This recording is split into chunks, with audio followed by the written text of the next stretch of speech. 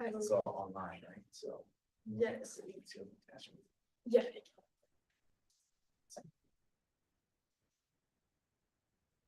We're ready whenever you want.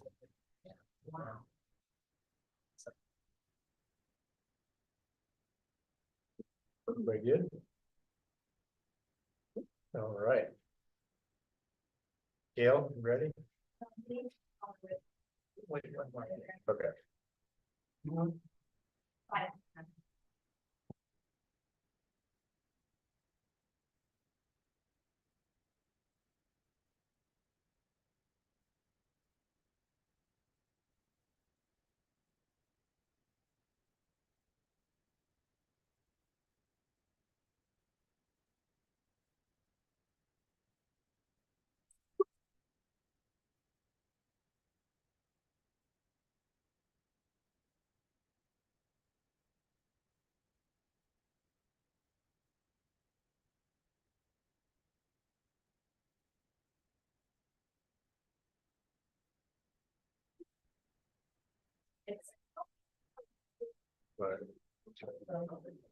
Go ahead and call the public hearing on the proposed plan specifications, form of contract, and estimate of costs for the proposed addition of the high school project to order. That's a public hearing. Do we have any public input? Gail, did you receive any? I did not. I did not receive any written or oral comments for tonight's hearing. All right. Go ahead and adjourn the public hearing.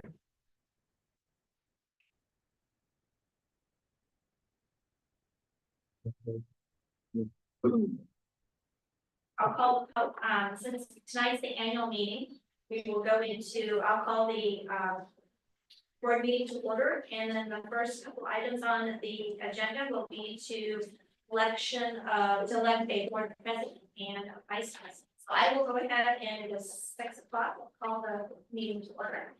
Roll call, Josh, Here. Nathan, Here. Melissa, here, Mindy, Here. Andrew. Here. We have Ellen all of us tonight. Is there a motion to approve the agenda? I'll make a motion. Second. It's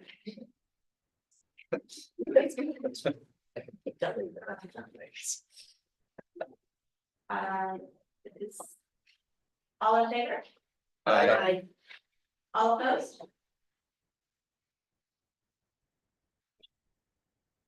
Election of board president. Do I have a motion to nominate a board president? I'll make a motion to nominate Josh Bennett as board president. I'll second. Or Melissa? Yep. Is there any further discussion? All in favor? Chance. Don't make us All in regret. favor? Aye. All opposed?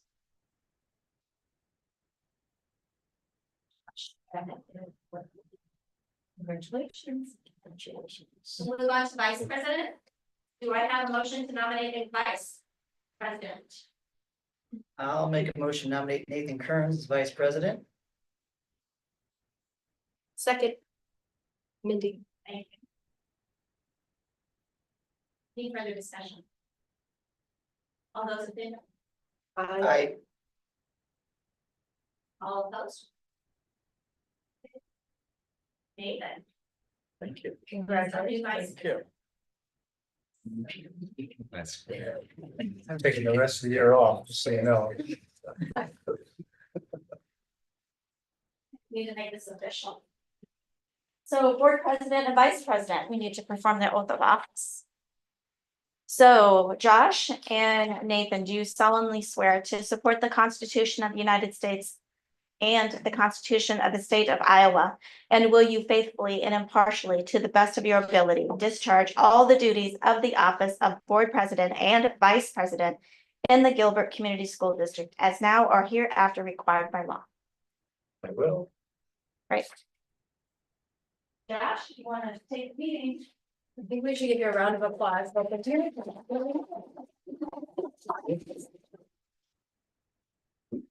Thanks, Andrew, for being the real president last year and teaching me how to do it, so. Did we do a roll call vote on the, I don't remember. Were we supposed to do a roll call vote on the public hearing? We did a roll call. That's okay. We did a roll call for the actual meetings. That's Okay. it. That's fine. Because it was in there before that, I just wanted to make It's fine.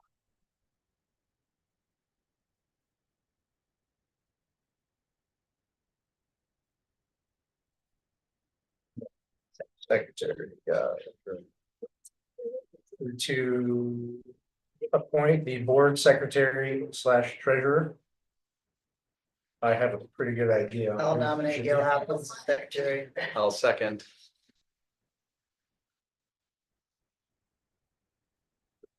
All in favor? I, All opposed? All right, we can function for another year, because we got Gail Okay, on Gail. board. I'm trying my best. All right, Is that unified or different? Secretary? it's both. It's good. Establishing the meeting date, time and location will be the intermediate LMC the second Monday of each month at 6 p.m. The Ames Tribune is our official publication. They'll designate Baller's Law Firm as legal counsel. we do all these separate, don't we, Gail? It's up to you. You can combine them if you want. We Okay. can do it separately. Whatever. All right, I'll make a You motion. know, it might be separate with you. Yeah, Josh, I think I did not include that in my handout, individual, but. Yeah, it's all just together, so. yeah. Yeah, Go we ahead. we'll go back to establishing the meeting date and time and location at the intermediate LMC the second Monday of each month at 6 p.m. We have a motion. A motion to approve. I'll second. All in favor? Aye. All opposed? Okay, number 10, naming the Ames Tribune as our official publication. We have a motion. Motion. I'll second. All in favor? Aye. All opposed? And the designation of Allers Law Firm as legal counsel. I'll make a motion to approve. I'll second. All in favor? Aye. All opposed? Right, next we have board member committee assignments. So we have the finance negotiations is currently Andrew and Melissa, facilities grounds is currently myself and Nathan. Policies is Mindy and Nathan. The Story County Conference Board representative is Andrew, and for the City of Ames Conference Board representative is myself. Anybody want off of the meeting? Do we need to change any of that? We're doing pretty good, so. Yeah. We'll see. Yeah, the only thing I'll say, Nathan, I mean, you're on two that are pretty active, so I guess my Yeah. question is, are you okay to stay on both of those? Because both of those are, I mean, of all the committees, those are probably the two most heavy, especially Yeah. right now, so I guess that's my question is, are you okay with both of those and? Yeah, I mean, they are heavy, but I feel like we're in the middle of some great work, so I'm happy to stick with it because I think that we're getting a lot accomplished. So thank you for asking. I'm comfortable staying with that. Now, if somebody else wants one of those seats, I'm all yours, right? Policy is just a barrel of fun. I tell you. We have great times on Fridays. We do.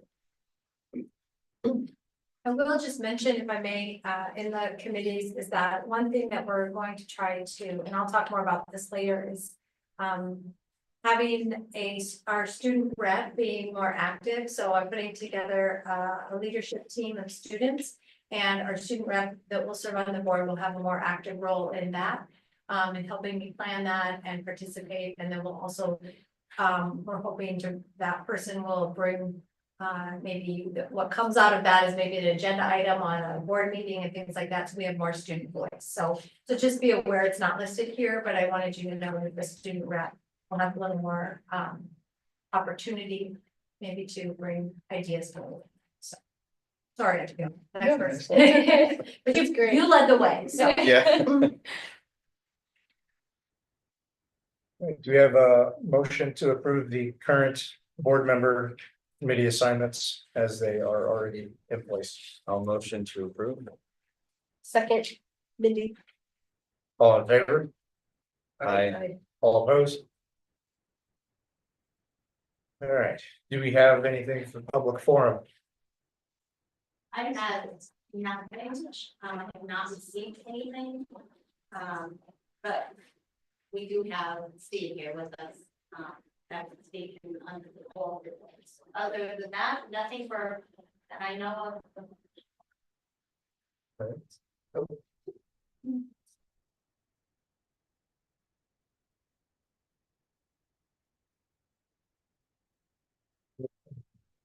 Because it works as a public forum.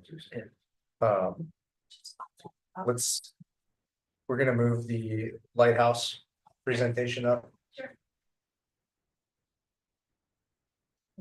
That's you. Want me to jump Go in? right ahead. All right, great. Thank you for moving that up. I know we have, our, some of our reps from the staff here from the intermediate, and I want them to be able to go home for their evening. So, the board wanted to invite all of you to just say congratulations, as the board is aware, but just to remind everyone that the intermediate school, with their work together, through the entire building, has been named as a lighthouse school. And it's just such an exciting, they're one of 25 in the state of Iowa, so it's very exciting, such a great honor. And really, it's a celebration of their hard work over the last 4 years. And the process that they have to go through to be named. And I'm gonna, in just a minute, I'm gonna ask Amy or anybody else that's hiding in the back that would like to talk about the process. It's a really exciting opportunity, and there is a news in 90, if you haven't seen it, you might want to go back, where Amy announced it to the staff, which was a really fun day, as well as to the students. And then there's a great article also that's on our website about the great celebration. So with that, Amy, would you or any of your team like to share just anything about that? Come on. Let's have you introduce who's here, or have them introduce themselves, and just, I know you're just here representing many more, so. Yes. As you know, evenings are busy times, so we, lots of teachers wanted to be here, but had other things going on, but we have representatives from each grade level. Erin Stevenson with 5th grade, Katie Mace with 3rd grade, Kylie Sanduka with 4th grade, and then our wonderful associate team, Shelby Larson here, and then Jennifer Hill. So thank you for being here. And this really is just a huge tribute to all the work the staff has done, which then has set the stage for our kids to succeed, which was all the evidence that we were able to provide to become a lighthouse school. All of these staff members, except Jennifer so far, have been a part of our lighthouse team at one point or another. And so they just, I'm sure I could still say something too, but to be a part of this from the groundwork up, it's just really a fun honor to get to see where we're at. You guys want to add to that? Amy, can you just share the process that day when people came and what that looked like? Yeah, so we had 5 reviewers here from all 5 different states. And so they had received our evidence binder with a rubric and different criteria under the framework of culture, leadership, and academics. And so how we have implemented what Leader in Me wants to be at the highest level for our lighthouse. And so they started their day with students, just leading them around, attended morning meetings, observed classrooms, talked with student panels, parent panels. And Andrea was a part of that parent panel as a board rep as well, and teacher panels, our lighthouse teams. It was a busy, jam-packed day from 7:45, and they were out of here by 3:45. And so then they went through everything, and then we got a really nice report back of all the great things that they saw and some ways that we could still add more opportunities or maybe even more efficient systems through that framework of culture, leadership, and academics. And I know Erin and Kylie and Katie, you were all part of the Lighthouse panel. Anything you guys want to add to that? I just think one of the things that's great and very rewarding about these committees is the inclusion of so many different people, stakeholders, and also our students. The confidence and the opportunity for them to get to have a voice and sit in front of adults and do something that you wouldn't imagine third, fourth, and fifth graders feeling confident, and comfortable enough to do. And then also to allow parents to have a voice in that. And also some board members and just the inclusion of so many different people involved in that process, I think is one of the more rewarding parts about it, because it just shows that community that we have that makes Gilbert so special. I'll add on to that. I know we're standing up here and you're congratulating us, but really who gets the congratulations are the 362 kids in our building, because they absolutely rocked it that entire day and for the last couple of years. And though, if you are a parent in this building, you should be so proud of the kids in this building, because they are the ones who won this award, not us. We just help them do the work. They do the work, and they do it every day without us even asking. So please, if you see an intermediate student or someone that's been here in the last couple of years, please praise them, because they helped get that award for our buildings. It's just unbelievable. And then I'd also like to say, like you said, when we first started this 4 years ago, it was, well, what do I get for doing that? Or, well, what do we get? Is there a prize? And now nobody even says that, like, how can we help is what they say? Or how can we make this better? Things like that. It's such a turnaround. Yeah, and I would just say, like, our biggest reward is what we've seen our kids be able to do, the difference in what they could do 10 years ago versus 5 years ago versus right now, and just the leadership that they show and they want to show. And it's not us saying, you have to go do this, it's we get to go do this, and it's just such a shift. And I love that they're giving the credit to the kids, but really the staff has really taken this on and been consistent. They've held each other accountable, so that we can set the foundation for the kids to thrive. And I go to every team meeting and PLC meeting, and they are just constantly like, what can we do better? What can we do different? What can we do more? And reminding each other, oh, yes, okay, I'll reteach this, or I'm gonna have a closing meeting and they're gonna help me problem solve this. And so they are really rock stars with this work. I think we found our missing piece, like that thing that we needed to pull so many ideas and conversations together over the years before we decided to jump in and do this. And I think this was what brought so many things together for us in our building.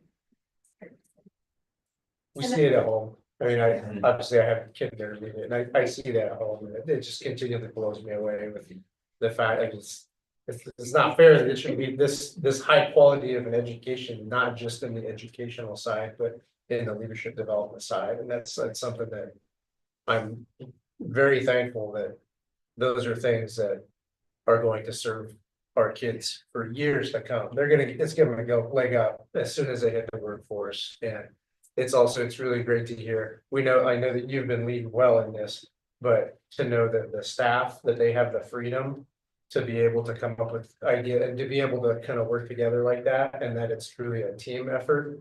Because nothing works this well, nothing is this successful when it's one person's dream. So good job. Thank you. Thank you. And then I just want to thank everyone, and also, as you said it beautifully, Josh, but she would not take the credit, but Amy is a big part of that leadership as well. And making sure that we're continuing to ask ourselves, how do we have student voice? How do we move this forward? What does it look like? And how do we continue to challenge ourselves? And so, and through that leadership, I see it in the building with the adults, but I see it with the students, and then also in the work even with me. This idea about a student leadership group coming together to help what we do here really came out of some thinking that I did when we went to the leader symposium, which was phenomenal. And to see this group to be recognized at that event was also a wonderful and very special moment. And the inspiration really came from the work that they're all doing. So with that, we have some certificates for all of you that say thank you for all you do. I'll let you pass those out later. That's great. Thank you, board, and for myself. So thanks, everybody. Thanks for your Thank you so much.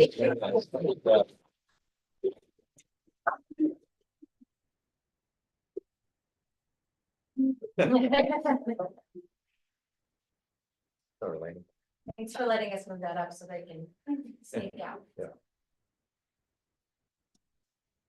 All right, up next, under oral reports, is Steve Goodhue. Thanks for your patience with that.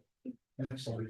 Thank you for placing me on the agenda this evening. Appreciate the opportunity to provide a review of the district's insurance. That's a tough act to follow, by the way.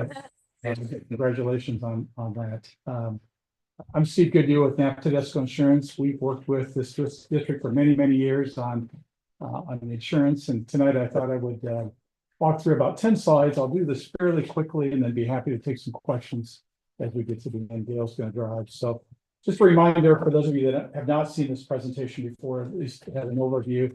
The district is one of several school districts around the state that is in partnership with the Iowa Association of School Boards and EMC Insurance.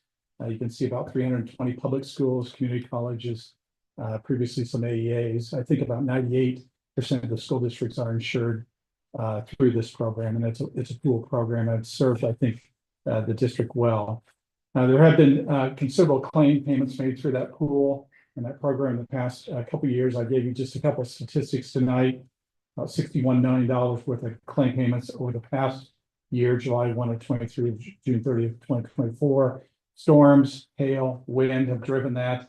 We've had significant activity in that area the past 4 or 5 years, and that's impacted the profitability of the program. If you go back 4 or 5 years ago, this pool at the end of the year, if it was profitable, would pay a dividend. And Gilbert received a dividend for many years through that program or through that pool. The last 3 years, not only has Gilbert not received a dividend, but none of the school districts in Iowa have. Property damage was about 20 million last year. You can see it was 68 million the year before.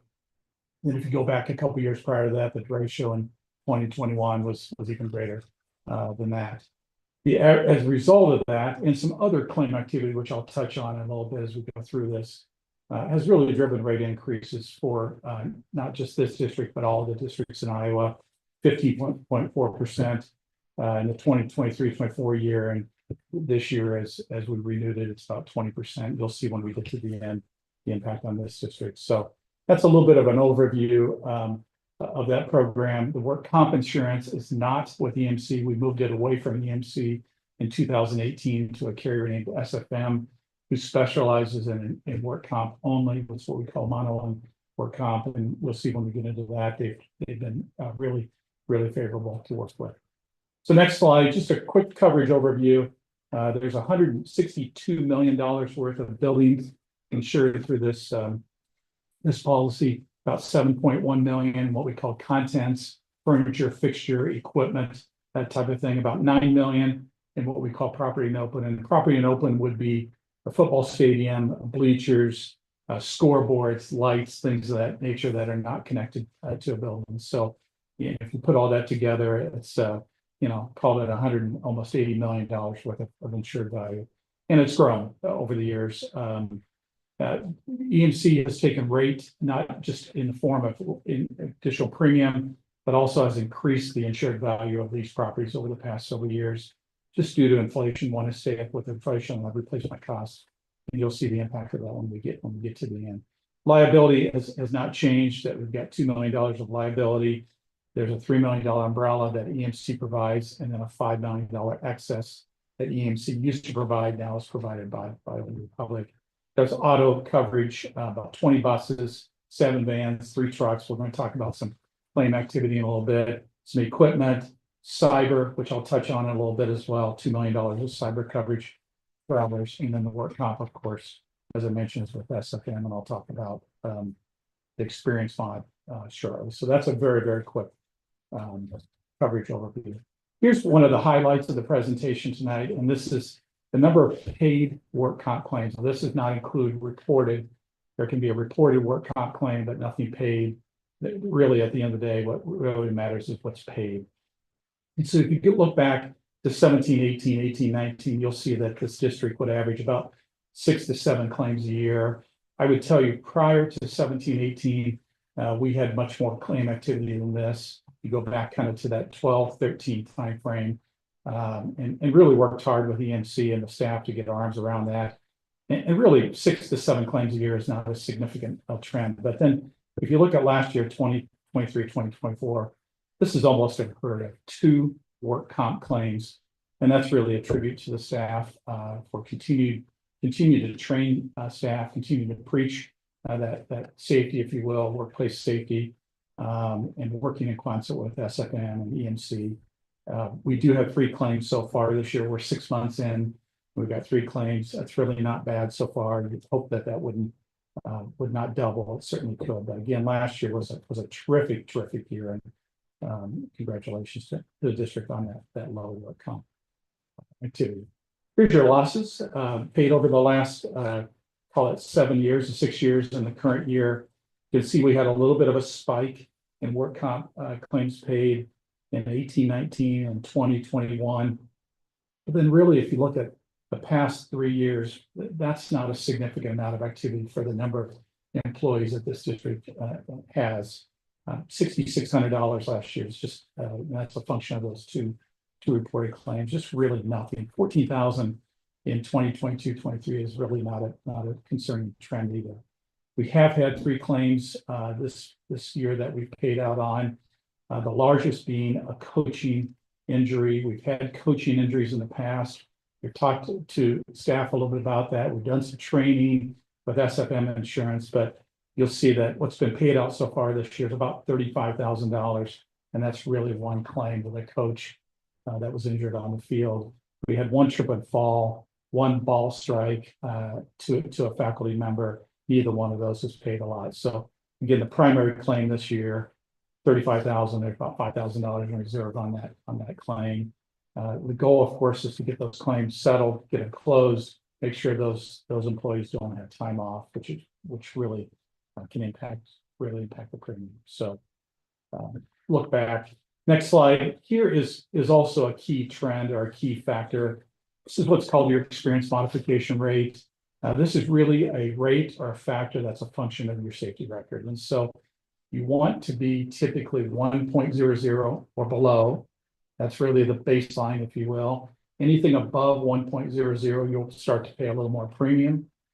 So if you take the 104 in 23-24, you paid an additional 4% in premium. If you go to the 0.85 in 2021-22, get a 15% discount on work comp premiums that year. So the goal is to get it under that 1.00. We've had years it's been under. We're at 1.00 today, so we're right at the baseline. You're not getting a discount. You're not paying any more. We need to watch these claims that are open this year, try to get them closed if we can in a timely manner, so that 1.00 doesn't spike up. That's historically the district's not had issues when it comes to experience mod. We've got other clients who have much higher experience mod rates than this, and again, 1.00 is a good place to be. Here's a slide that's not quite as favorable. These are auto losses. You recall I mentioned there's 20 buses and a few other vehicles. The past 3 years have not been good, to be really candid, for this district. We've had, if you do the math there, we've had almost $130,000 of claim activity, claims paid out, primarily on bus driver incidents. And so Christine and Dale and I have had a lot of discussions on this. There have been 11 claims reported. There have been a few other non-bus driver claims, but 11 primarily. We started some training last year. We've continued that this year. EMC has done some awareness training, backing up training, making sure that bus drivers understand the downside of backing up. We've had SFM do some training, even though there's really not risk of much from a work comp perspective, but SFM has done some training. We've done a fair amount of training. We've installed some cameras, some backup cameras on a few buses. And I think maybe there's some plans to do more of that over time. We think that maybe could have a little impact. Trent's done a nice job of talking about when you go to another district, where to park, where not to park. And that's a tough one. I mean, he's talked about when you go to Carlisle, as an example, that's a terrible place to park. I mean, it can be tough in some of these other places. You get boxed in, you try to get out, but we've talked about where best to park. And so I think we've done a nice job on training. I think we need to continue to do that, but you'll see when we get to the end, EMC's taking a little rate on auto, and rightly so, given the claim activity that's been paid out. And fortunately, we've had no injuries.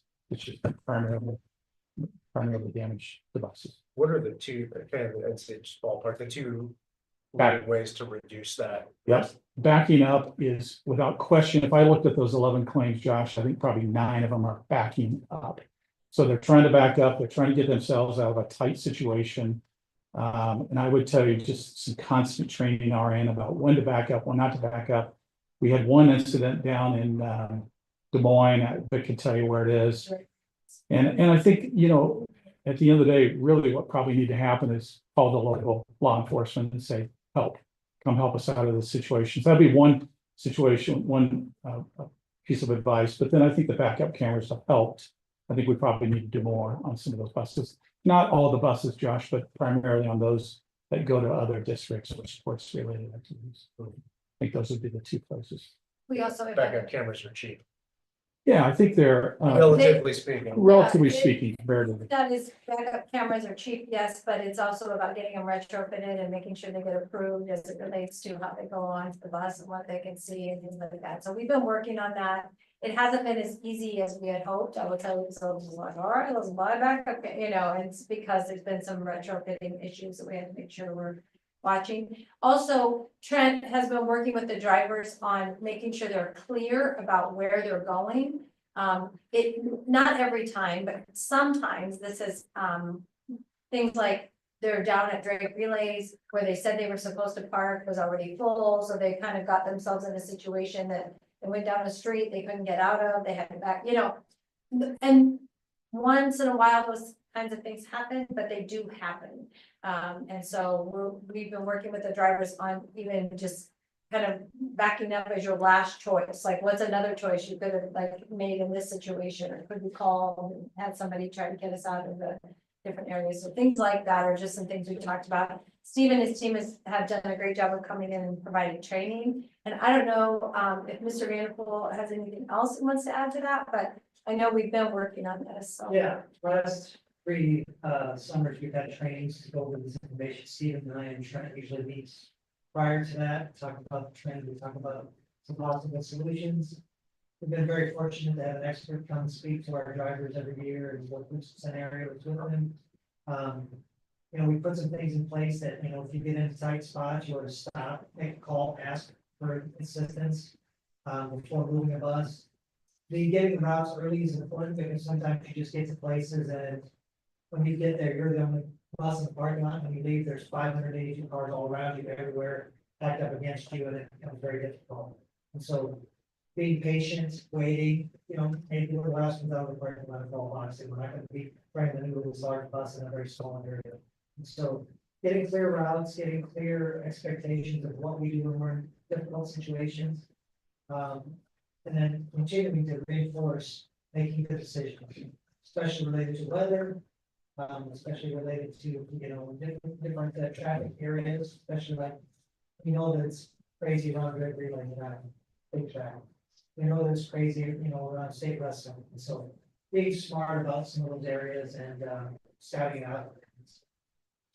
I think if you look at year-to-date numbers, knock on wood, we're doing much better this year. We're 6 months into the year and we've got $3,500 in reserve, which may not get paid out. So I think there is an awareness and we're doing much better. One other piece too, just so everyone is aware that also the athletic directors, along with me and across the conference, have been doing a better job of communicating with athletic directors and with the Department of Transportation of where they should park, what's, you know, so that they know where they're going. And that has helped tremendously as well, rather than just kind of go and good luck with whatever town you're going to. This way they know kind of like, okay, this is where you should park, and they send maps and things like that, which is really fun. Next slide is property. This really goes back to, if you go to the next slide, this really goes back to the first slide I talked about. We had, every district had an impact in the ratio of 2021, $256,000 paid out that year.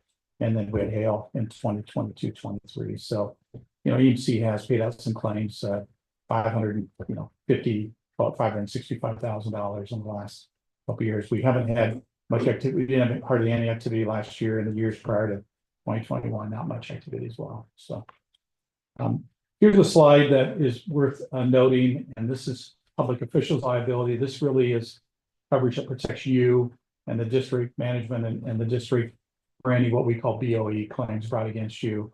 Been some activity here. You're not the only district in the state that's had this sort of activity. There have been 8 claims over the past 3 years, 7 from one party, 1 from another party. Little bit paid out there, just under $100,000 paid out over the last 3 years. And then you can see there's reserve today on. That we can clarify for everyone watching, it's paid out expenses, not paid out. That's to correct. someone. Paid out normally legal expenses. are paid out. It's That's a correct. cost of Yep. defending. And you're well aware of this. This does drive some premium increase. You're navigating as well as you can, and Yes, we do have to pay more for all of that. yeah. But I did want to mention that tonight. Historically, you've not had much activity. That's a couple 3 years you have. One claim not on these 3 charts before we go to the last slide here that I wanted to mention, we just did not get it in the slideshow, is the cyber claim. And so you had a cyber incident this past year. We've got other clients that have been through cyber claims. It's not if, but when you're going to be hit with a cyber claim, but that claim has paid out just about $92,000 so far under a traveler's policy. It is open. There's no reserve on it. We'll hope at some point that can close, but I did want to mention that tonight, and obviously you're well aware of that particular claim. Yeah, Steve, I did have a question on that. So on here, you said that there's 2 million limit with $10,000 deductible. Is that the ceiling on what? 2 million is the maximum policy. Yeah. You would hope that travelers, in the case of a cyber claim, would be able to, get that claim closed and settled within those limits. And those are good limits, Joe, Nathan. Yeah, and so does the district have to fill out attestation to qualify for that, or the district already has that, the cyber coverage? We do, and we renewed that with the policy this year again at the $2 million. Okay. Yeah. Perfect. Yeah. There have been claims in Central Iowa that paid out, that 2 million. So hope that you never make that point. 92,000. So With the workers' compensation, what is primarily being paid? Is that for time off or is that medical care? primarily injuries. So if there's an employee that's injured, then typically I think we'll recommend that they go to urgent care, not emergency room, but go to urgent care, get treated. If there's a surgery required or something of that nature, but primarily medical care. I think Christine do a nice job of getting that employee back to work. In Iowa, you can be off for 3 days without really impacting your mod too much. You want to get the employee back as quickly as you can. Okay. Historically, Josh, we've had some employees that have taken time off, and that really hurts your mod. So most of the expense that's paid, I know. Obviously, the insurance is paying. So what is the portion that we pay of our loss there? It's just a deductible. You pay premium, and then work comp pays it. And those medical expenses actually get reduced, so they don't impact your mod as much as time off. Impacts your mod or a major surgery or something of that nature. So again, we've got an open claim right now. It was the ball strike at $900. I mean, those things are going to happen. Maybe it happened in the gym. I'm not sure of the instance, but that really doesn't hurt you. Those are fine. But the coaching claim that's open right now, that's probably going to have an impact on the mod.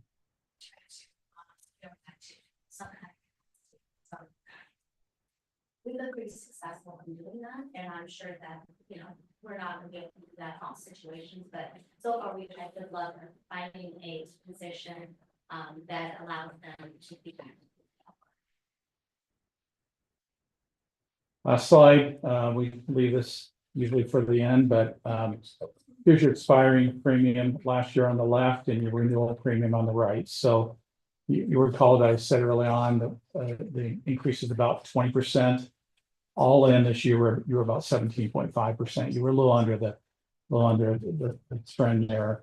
But if you look at where the increases this year were, it was in property, 270 to 340. EMC did increase property values by 8.5%. They've been increasing anywhere from 8 to 10%. They increased property values 8.5%, which I think is fair. And then, so that really drove it, rate drove a little bit of as well. That's the downside sometimes of being in a pool, but there've been years where, you haven't had incidents and maybe, it all tends to work its way out, but there's pros and cons of being in that pool, but a pretty major increase in property. Auto took a little increase, really not significant, up $8,000. Certainly EMC paid out more claims than that for the past 3 years. All the other lines stayed fairly constant. The professional or the linebacker, and that's the coverage for all of you public officials. You'll see some increase there, about $5,000, but not significant compared to what's been paid out. Work comp was down. That's a function of state rates decreasing in Iowa. Then also your mod held fairly constant. Excess is your $5 million umbrella that stayed pretty constant. And then the cyber, you've obviously had some activity there, but not a significant increase. So all in 17.5% increase. Really, I think when it's not certainly welcome news, but when compared to other districts and other clients we're working with, it's an interesting time in the industry, and I think it was a fair rebuild. Okay, so how much of the impact is the fire department on our property? Right, is there? Transplant this school and put it in Ames. What would that number be? The fire department's right down the street. Now it's a volunteer fire department, but I don't think there would be any impact if this was this building. I'd be curious what the impact is with because it always used to be the ISO rating. But I don't know that anyone really uses that anymore. Is that true? I don't, not that, They do. little bit. It's rates on it, but really right now weather's driving it. Fire used to be was the main underwriting tool. It was all fire. Well, that obviously is still there, but right now everybody's underwriting for the weather. Yeah. So roof size, roof condition, everything else, that's what rates are based on, but now it's almost all. Josh, yeah, they're making up for prior losses. Okay. That's what they're doing. Yeah, because I know Gilbert's like probably, I think maybe a 6. 5-6. Yeah. Yeah. 3 would be the next logical step, especially for the fire department. It's what, what we could go to, and if it was worth the effort to go for it. They're all looking more net rates, not only rate per value property, so it really, that doesn't really factor too much. They just want everything kind of below 8. As long as it's below that, they're then looking at net rates more than anything else. Net rates of loss Value. Okay. So they take rate times the value. So that's kind of what everybody's looking at, just what's the net rate now, not so much the protection mass. Okay. So there's a top end, but Yeah. And the one thing I just want to point out quick to everybody, so you guys see that professional linebacker, you see we're paying 16, now we're paying 21. Gail, go back to the claims, if you could, the professional claims, right here. You can see we're terrible with regards to what we pay in and what we pay out. Again, we all know what's running that, but I just wanted to point out from a standpoint of, okay, they're charging us $20,000, which increased dramatically this year. It's probably going to increase again pretty hefty next year. So Yeah, they'll take rate. They'll continue to take rate on this. on paper, that line looks absolutely horrible. Yeah. So You've got a large reserve sitting out there on, I think, one particular claim. There's still reserves sitting out there on that 2020 claim from 2022, 23. So we looked at those 2 reserves. You've got quite a bit sitting in reserve, which could get paid out. and we've also mentioned before, not to get too far in the weeds here, most of those claims on the BOE complaints were split with AEA. So these are really half the actual claims. So the other half was picked up by AEA's insurance. Well, per the new state regulations, if that goes away, which I think we're still waiting to hear on, Right. these really would double. So all of a sudden you're going from 54,000 to would have been 108,000. Because all of it would rely back on the schools and not so much AEA and the school. So I don't know again, I think we're still waiting how that's gonna look, but that could have a significant impact on the claims, which then is an impact on the insurance as well.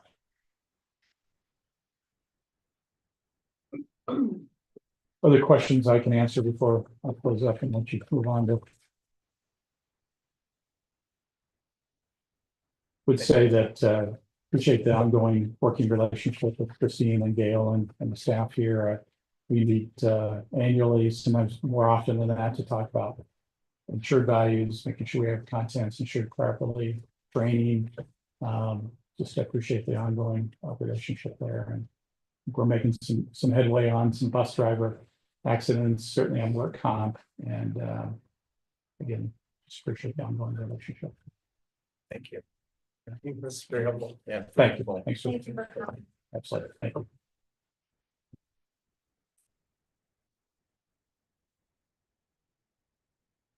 All right, next, under announcements, celebrations, we have a Heartland AEA update. Look at that. Is that a Look celebration? at that, just like that. Just really quick, this is a quick update for all of you. So, as you know, we are in the middle of figuring out what budget looks like as it relates to Heartland AEA. And, this current school year, their, digital services as well as I want to say marketing materials, if it's not the right word, media services, that's what it is available to us and as partial flow through dollars. Next year, it'll be more flow through dollars. So what does that mean and how does it impact our budget? And so I attended a meeting last week where we got some information, but I felt like not enough clear information. So I've reached out to the director of Heartland ADA to ask more specific and with Gail, so we can look at what does that actually look like for next year. One of the things they did share at that meeting last week is that come January, they'll be coming to us to sort of this a la carte about what kinds of things do you want from the AEA moving forward, because they'll have to figure out how to hire their folks and how to have their pieces in place. So for example, if we say we would like professional development in a certain area and we'd like your folks to do that for us, what will that, they'll give us a cost for that and a module, if you will, and what that looks like. And so I've been, we had a principals meeting last week, I talked to the principals and they're working on putting their things together of what their priorities are for AEA. And then we'll meet with Sibulik from Heartland to say, what does that look like financially? How much money comes to us? What can we do with that money? What can we not do with that money? So that can help build our budget for next year to make sure that we're providing all the services that we need for kids and the services that we need for staff. And so we're sort of in the middle of that right now. That's where we are. There's not a lot of 100% clear answers. And then there is talk about maybe the legislature will come back in and do something more with that funding, but we don't know yet what that looks like. So that's kind of where we are. It's a little bit of an update without a lot of information to yet, but we are working on it. Which then, unless you have questions, I'll go right into the next thing. Chronic absenteeism is also something we continue to work on. I will pass these down. I want to thank Amy. I didn't even, Amy Griffin put this wonderful chart together. It is not in our system, and yes, Gail, I'll give you an extra one. But the reason, this is an internal document that I wanted all of you to be aware of about what do we do, what's our process as it relates to chronic absenteeism. And we had it in a different format, and Amy put it in this very plain, concise manner for us, and I'm very grateful to her for that. And so this is what we shared with the principals. If you're wondering what are we doing and how does this work, you can see here, this is what happens at 10% of what's required by the law, 15% and 20%. You've all approved this in policy previously, but this is what we're working on. And the only thing in my meeting last week that Heartland talked about is the legislature might go back in and not require us to send this information out to parents through certified mail, because it does cost us $6 a letter, but it is written in the law that way. So right now we are doing it that way. But again, there's no guarantee. So we'll see what that looks like.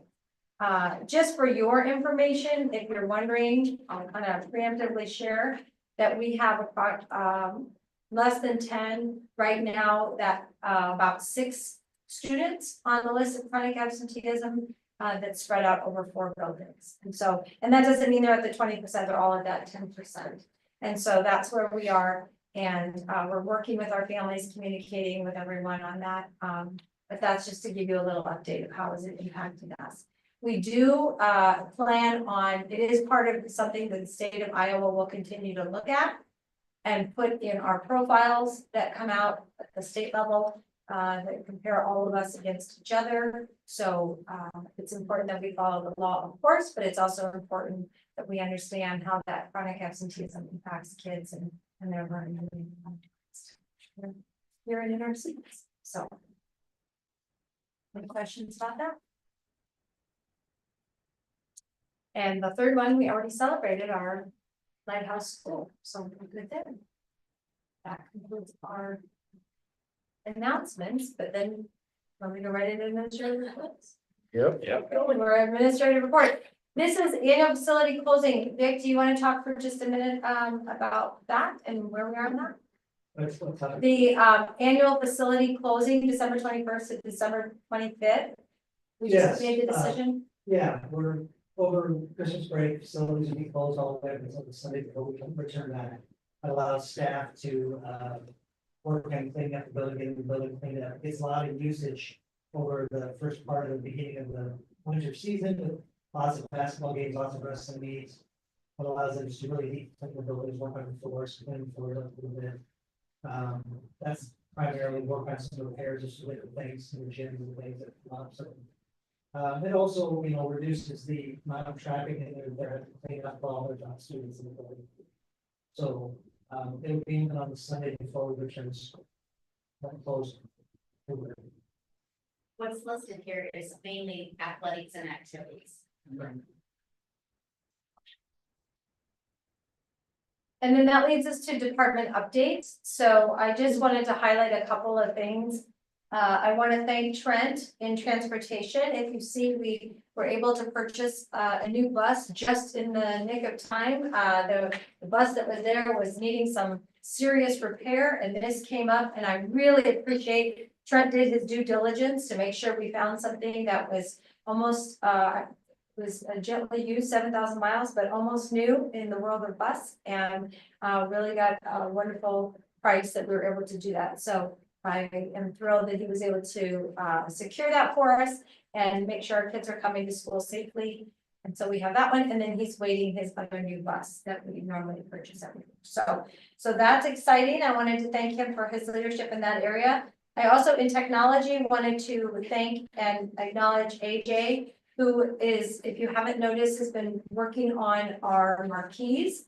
And so really gave the challenge of how could we jazz those up a little bit, make them a little more readable, have a better readability to them as you're going by. And AJ has taken that on from the transportation, or excuse me, from the technology department. And I was thrilled that you could really notice a difference, and I'm getting some feedback about people enjoying all the things. And AJ did mention how difficult it is to put like JV, varsity, different times, different places, all on there, but we're working through that, the font sizes and things like that. You wouldn't think it takes a lot, but it does take a lot to make that all happen. So thank you to AJ and to Jason Holton for being the leader of that department to help with that. And then finally, celebration. Again, I want to celebrate Tace Clark and all of the nutrition staff. As you see in the update, 1,179 meals that were served for the Thanksgiving dinner. And it was spectacular. I can't remember, almost 300, was it 300 pounds of turkey? I think 400 pounds of turkey. And I had the wonderful opportunity of serving the green bean casserole here in this building. And all I'll say is we have a lot of Iowa nice kids who I don't think they wanted the green bean casserole, but they came and got it from me. So not all of them, some of them were super happy with the green bean casserole, but it was delicious. And I had kids telling me all the different ways that they thought the lunch was fantastic. So it's always good to hear that, but it's extra work for the staff but it's really appreciated by our kids, and it's a lot of fun. That's a huge number of meals served. So that is our updates. Which then leads us right into the mental wellness update. We had our latest meeting 2 weeks ago for the Gilbert Collective, and this group excuse me, is doing such a wonderful job being led by Lindsay Good and Ashley Smith. And if you recall, Jennifer Yulee was our consultant that got us started on that, and she's kind of passed the ball to us, and now we're doing the work. We have moved into doing subgroups, and in the subgroups, we are working on action. We are really making things happen and bringing that all together. And the last meeting we had was spectacular. So we did a little bit of learning in the beginning, probably 15 to 20 minutes, and then we broke it into groups. And we are putting action in place of all the things we can do around mental wellness and bring that together. I personally serve on the staff wellness committee, so I'm really excited to figure out ways we can help our staff in the area of mental wellness. And everybody has such great ideas. And again, just a reminder, we have students in every one of those groups, and the student voice that goes at that is just spectacular. So it's wonderful. And then that leads us right into a quick update for district annual report from our director, Terry Clark, is going to just share a little bit of information about something for tonight, and then more to come. There's more to come for January. Yes. Okay, so you all probably saw that Troy Fanning sent out an email, well, right before break on Thursday, November 21st. Regarding how the new Iowa performance profile had been posted. And this is their formulas that they're using now through the state are a little bit different. There are 6 categories that schools are can come out of. They go from exceptional, high performing, commendable, acceptable, needs improvement to then priority or / comprehensive. You want to be here? No. Gilbert High School and Gilbert Middle School were at the high performing, and then elementary, intermediate were at commendable. So they were all in the top echelons of schools, which is where we want to be.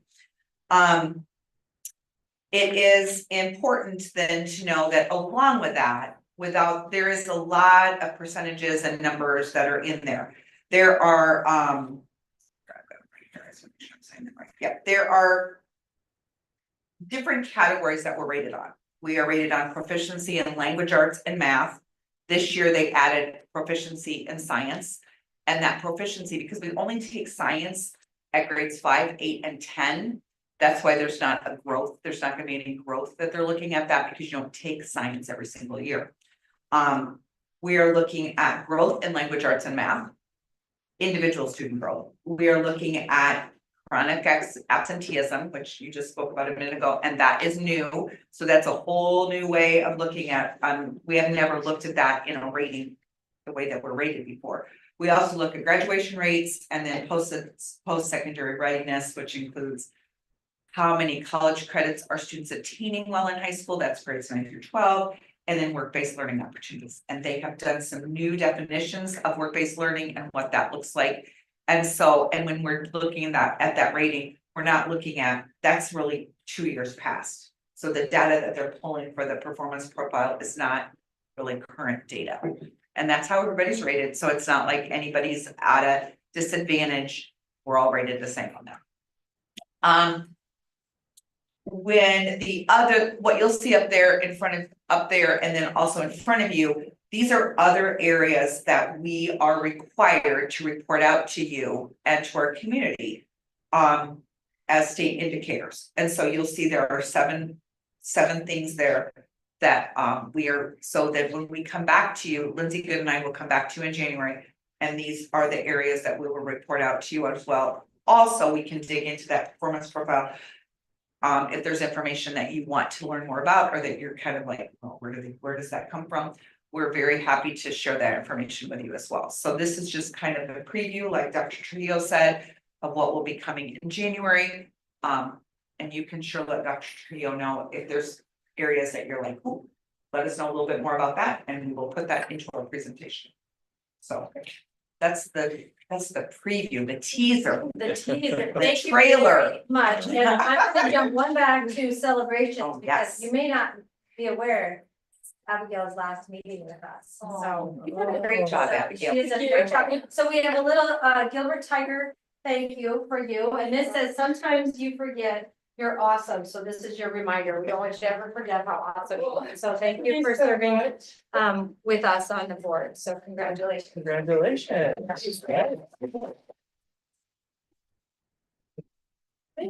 Josh. Sorry. I didn't know if I should say it. Yeah, I think that's it. So we'll I'll get sign it that when I to you. sign all the contracts and Okay. stuff. Yeah, yeah, So Then I'll get- well, thank you so much. It's been a great opportunity and I'm glad to be here. thank you.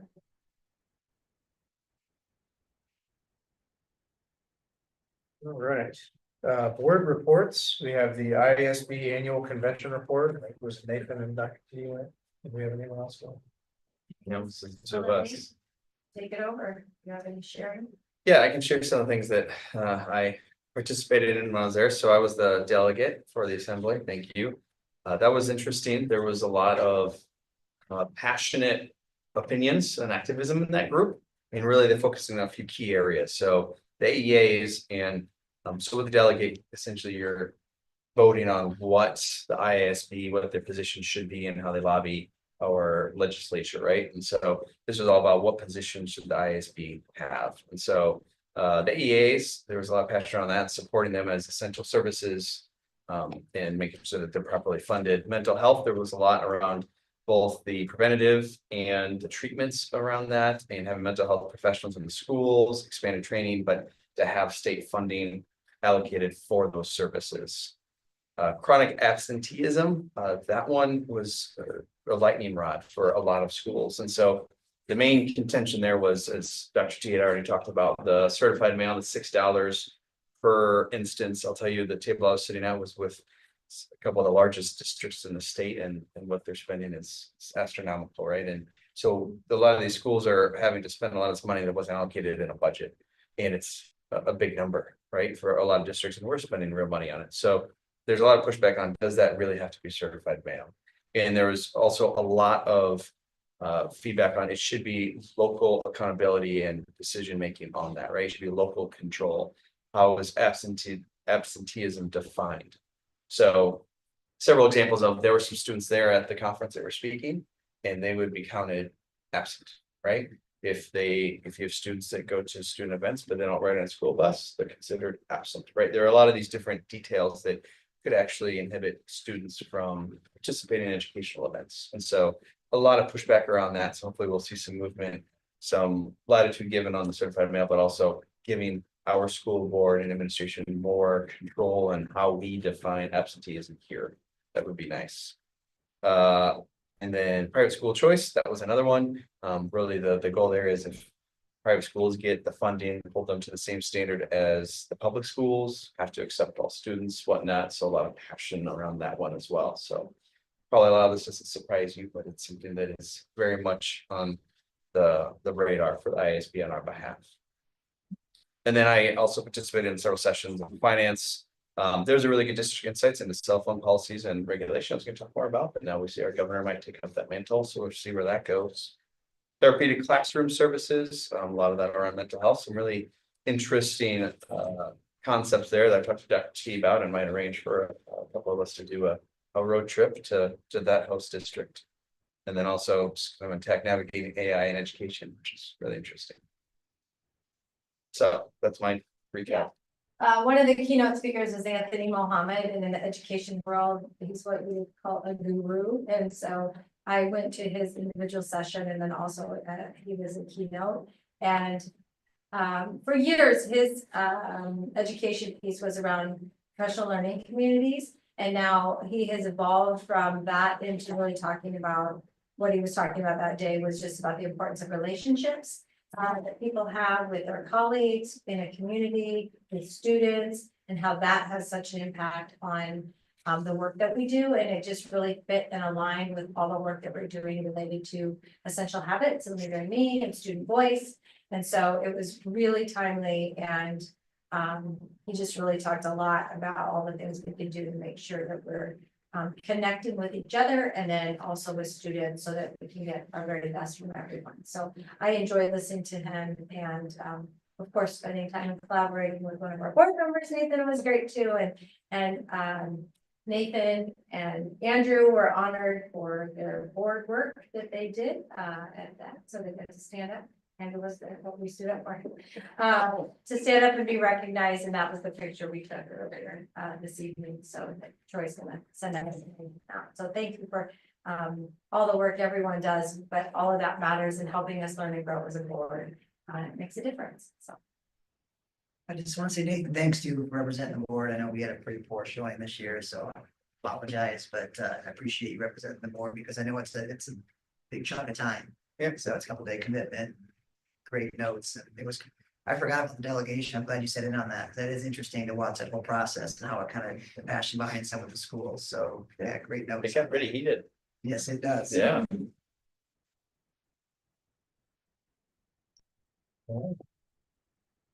Policy committee update. We met a few weeks ago, we're working our way through the 200s and we wrap up the 200s, we're halfway through. This is the final. This is the final of the 200s. Yeah, we will Yeah, be and so- entering the 300 zone In January. And so the 200s are all about board of directors and their roles. Really, we just reviewed most of the policies and didn't make any changes, and the ones that we did make changes to were just real like minor kind of grammar errors and clarifications that we fixed, so that was it. Right. Facilities master planning. All that brings. Yeah, Now well, you're gonna thanks for your patience. Yeah, absolutely. Looks like we are starting, I guess where do you want to start? This is for the turf replacement project. I know this has been on the radar. It's become a real thing. We recently reached out to a couple different civil engineers, which we would need on board to do a public bid for a turf replacement project. That's the only design discipline you do need. So we reached out to Larson Engineering and Bolton and Mank. Bolton and Mank is the current provider under CMBA for the rest of the projects. They came in at a great cost. So I submitted that to Gail, and that is part of an action item here today. Stephen, But can I just interrupt you for a Yeah. second, just to give a little bit of history? So the turf, and I may not get this right, but I believe it's 8 years. Is that right, Gail? 8 years that they've been saving since they put the turf in. we're on year 6 or 7. Yeah. Our goal was to have refurbished our project within that 8 year. Yes. So when the turf was put in, they knew that this would be coming down the road and to be ready for it, and Gail has been saving for it ever since. And so now it's hard to believe, but here we are, and Stephen is working, and that's where he's telling about that. So that would be, and he's gonna get into the timeline related to that, but just so you know, that's what we're talking about, the football turf, which is not real, which at the high school, which is, we're looking to be replaced. So 7th of 8 years on our Yes. financials, so. So, sorry, just to give Oh, a you're little good. background. That's great. Yeah, I didn't know some of that stuff. Yeah, that's it. So we got cash. We're good. Yeah, Yeah. and if we And wanna, it's, if we we got go one. back. If we don't have cash, we don't have any money, we want to get a low bid on it. And So- we don't, and we can Yeah, say, we get. we got a little bit of pennies in our piggy bank, that's what we got. Yeah. So we had a few meetings back, if you remember, we had a public bid or public meeting on public hearings. Say, in order to use safe funds, which we've been designated safe funds on an athletic, we needed to provide the public input on whether they want us, they're gonna allow us to do that. Now, we went through the process, we had to wait so many days to make sure we did not get a petition, to reject that. We didn't receive it, and so now it is a go to spend that money. And so we had a meeting with Stephen and his crew to get started on the next steps to get the process going and to fit it into our current processes and projects that are. Steve, maybe this may be a question for maybe down the road farther, but 8 years ago versus today, 7 years ago, has there been any changes in the actual turf design that's better for the athletes that are on it? I mean, what's changed in that 7-year period? Now, in regards to like how the turf is. I don't think I can speak to Okay, that. that's fine. But I can find a person to tell you. No, to that's explain that a little bit Yeah, better. I assume there's gotta be something, because turf's becoming more and more popular. When we first Correct. put that in, I remember most schools were doing it, now all schools are doing it. It's so much more common. I'm just curious what's changed in that time. Where's there, Some of that. where's there groundwork that we need?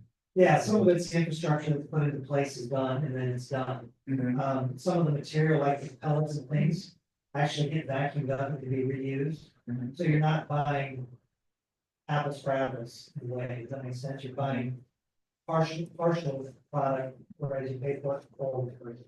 So it's a little different. I built some all those pellets and reuse those. But they're still using those same type of pellets today. I guess my question is from from a safety standpoint, is there better options out there today to make sure our students using that, or it's just a safer service for ACL injuries and everything else? Because you're hearing so many issues with these turfs.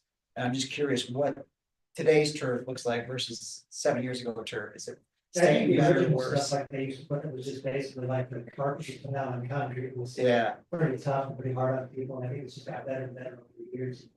I don't think it's changed a whole lot, because listening to me, so I can do some investigation into that. no problem. I just was asking. Yeah. We'll ask the question and get information and send it out to all of you.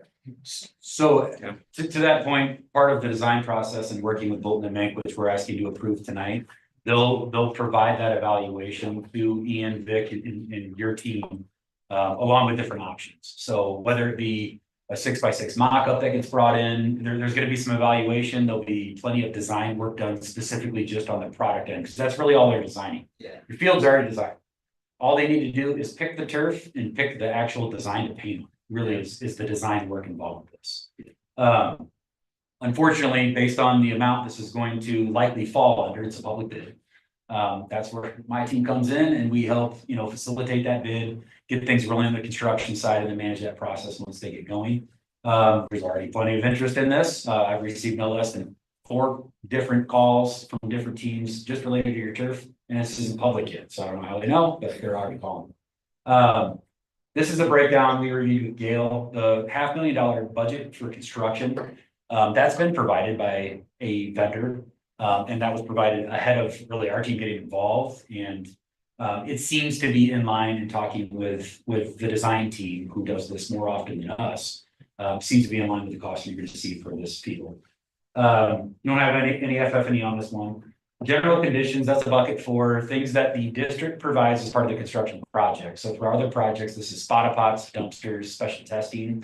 On this one, we have 7,500 in there. I'm not sure we'll use all that or any of that. We will most likely, assuming bids coming good this week for the high school, have a spotter pot out there, have a dumpster out there, and they're going to be yours, not the construction team. So any project can use them. Special testing, there could be a little bit of that related to compaction once they get the turf pulled off and are working on the subs. Next up is professional services. That's the CMA fee, that's de novo. And then design, that's Bolton and Mank's fee, just to get the documents pulled together. I think they have 2 virtual CA meetings. They'll come at the end and do a punch list, but they'll be very pretty hands-off, and as they should during most of the bidding and getting construction in the process. So they came in very full. We've got $25,000 in contingency. We might be able to shave that down as we get a little further in design and they identify if and when we might have any risks with that sub base. It's what you can't see, that's always a risk. So, barring a lot of complaints you would have heard from your athletes, I don't think we're going to run into much, but that's what that's for. You'll see an estimated project total. We'll narrow that down as we work a little bit more closely with the design team. If approved, once we identify the product, we can narrow that down even more so, because we'll talk to the rep and find out what the product cost is. And then we just need to find out on the labor side what that looks like. From a schedule perspective, our intent is to start design at the first of the year, cut Bolton and Mank loose, and then have a set of bid documents ready by the end of February. It could be even faster than that. They're talking about a 4-week design period. So this has a little fluff in it, but we really can't get started until a certain point anyway. That being the next topic, we spoke with Ian. Ideally, this starts mid-June and ends by mid-July. So that's after your first football camp and before you have a need for it coming in at the end of July. Replacement is supposed to take 2 to 4 weeks. We initially had talked to Ian about a 6-week fluff. You never know. But from everybody we've spoken to, it should be 2 to 4 weeks. And that's that for the turf. Any questions on that piece? And going forward, we took our budget to the public with $700,000. So as long as we stay within that threshold, we're good with everything that we've taken. If it goes over, we'll have to deal with how we react to that.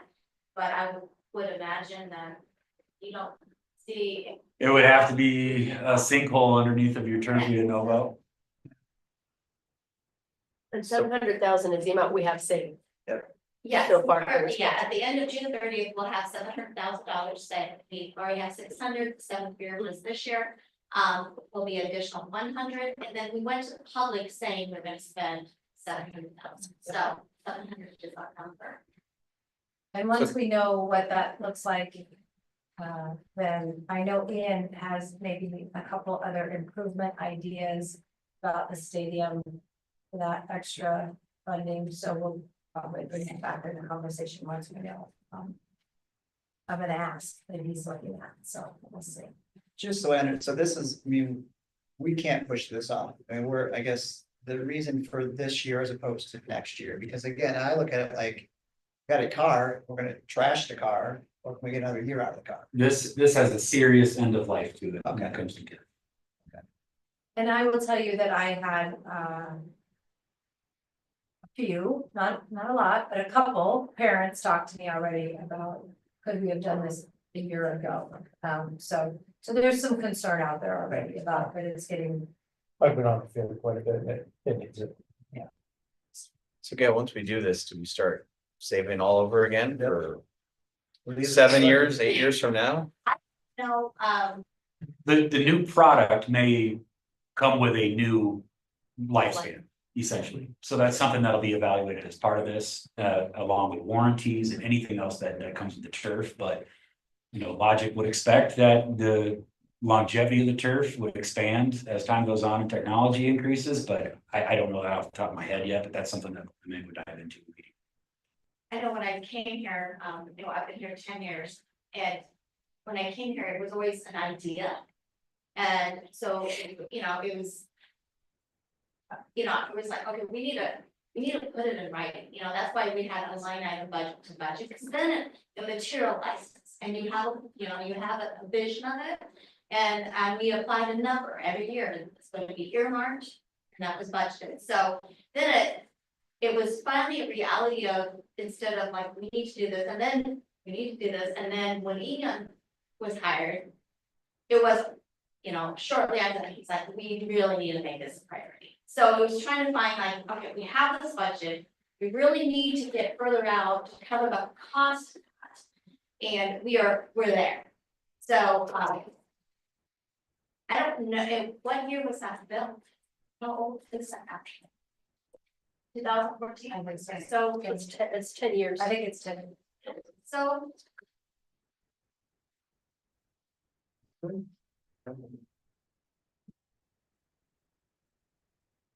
That's, I think everything, I don't have any other documents other than the action items. Yeah.